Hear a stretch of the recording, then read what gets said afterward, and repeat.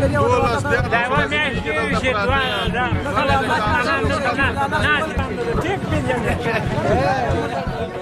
شاوخوا 12 ورځو رافدې خوا دا د بولدک دروازه د لر او بر مسافرو پښتنو پر مخ باندې بنده ده.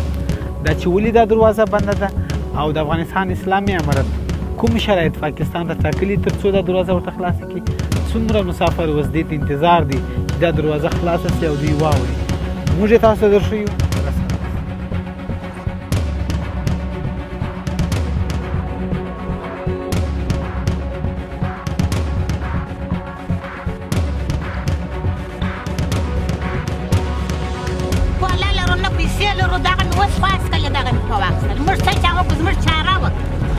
مهرباني مو ستونزه یې چې د چېرې ځې چمن له ځم کورې په چمن کې د کورې سړي مې پاته سوي دي ښځې مې پاته سوي دي ماشین مې کڅۍ له راوړی دی اوس مې نه وي لکه ینه لاره کوي څه چې وکړم دا رنځور لار دې راکړي دا مسافرو ته دې لار ورکړي بلا موږ هېڅ نه غواړو. یو بارډر بند دی او دا مهرباني به چې مریضان دي مسافر دي دې خوا ته هم دي او خوا ته هم دي او دا تاسو ته مهرباني ده چې بس د دې خوا نه هم خوشي کوي او خوا نه خوشي کوي که په تذکرې وي او که پاسپورټ وي او که په کارډونه وي او مریضان د ګمرک هم پراته دي او د پریشن والا هم پراته دي زنانې دي کوچنیان دي غټان دي سپین ږیري دي ګاډیانې ولاړې دي پیمون په پسې دی کښت په پسې دی ډریور را پسې دی پریشانه ولاړ یو د خلکو مالونه خراب سو ګاډیانې ولاړې دي مالونه ګرد کې ګلاو سو انار هم خراب سو وروره پیاز هم خراب سو وژد هم خراب سو دا د سیزن شپې دي وروره که د طالبانو حکومت دی که د پاکستان حکومت دی موږ ورته د دا خواست کوو چې وروره دا ګېټ ده په روغه په جوړه خلاص ما دا خواهش ده وروره چې نن له سم انسانان ګرځېدل ښځې و کوچنیان سپین ږیري دا ګرده و دا یخته پراته دي چې و دوه به یې لا به میتی پرې چوک را اوښتېدی د یوې خوا د ډوډۍ پیسې د خلکو سره نه ځه بلې خوا مریضان ګڼټه موږ د دا زرنج کرایه یو شلی نه لرو چې خالي پر دا روډ و موټر ته لاس ورکړو موږ څوک ترې دا ورسنیان ژاړي زنانې ناجوړه دي سپین ږیري ناجوړه دي دا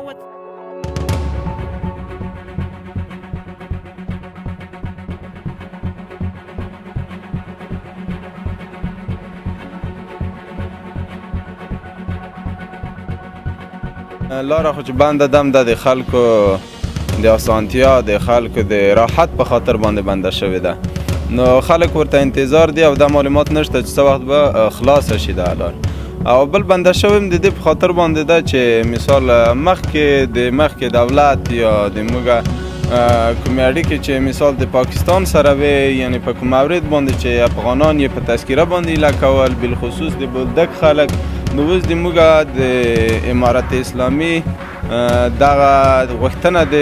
پاکستان دوست دولت څخه ده چې د موږ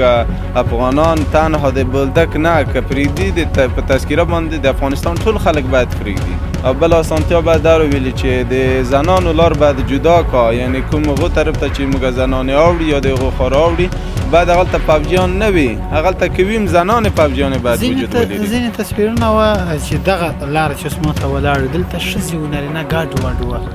هغه همدا لار ده؟ دغه لار چې ده دغه لار چې ده زه ورته کې ولاړ یو دغه لار چې ده د خاص د نارینهو لپاره ده د کوم جال چې وجود لري او هغه ازاده فضا کې کومه لار چې ده هغه بیا د زنانو دپاره ده. پاکستان د دې دروازې څخه خو د پاکستان پوځیان نه معلومیږي چې دوی هم هلته وجود لري شتون لري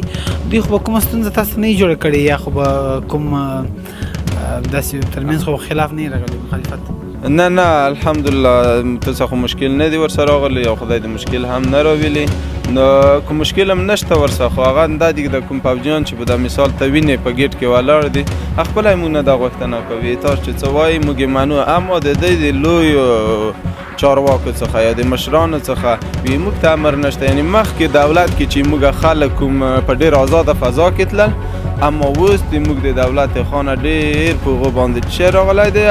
فضا پرې تنګه شوې ده غواړي چې په داسې آزاد ډول باندې یو څوک داخل نشي ځکه د بعضو مشکلاتو له امله زه یو مشکل درته وښیم چې مخکې دلته د پوځیانو کوم مشر چې واده ووی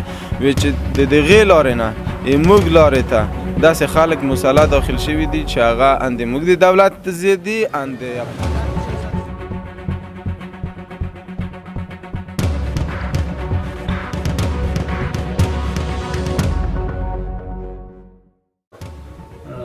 وباسي تر څو د مشکل چې څومره لنډي څومره مختصر کي څومره ژر حل کي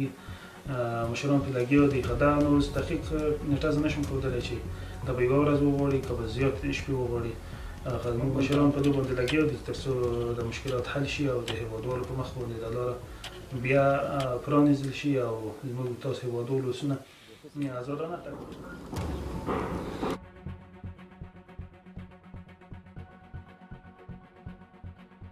دروازې هغه ساحه ده چې دلته د افغانستان اسلامي امارت مجاهدین کښېني او پیره کوي د دې پیرې د ځای څخه د بولدک د دروازې دا خوا هم ټوله معلومیږي چې دلته د پاکستان پوځیان مصروفه دي په کار باندې اخته دي داسې نښتې ورته وښیه او دې خوا بیا ټول تصرف د افغانستان اسلامي امارت د مجاهدینو په لاس کې دی چې دوی ناست دي او د دې ځای امنیت ساتي.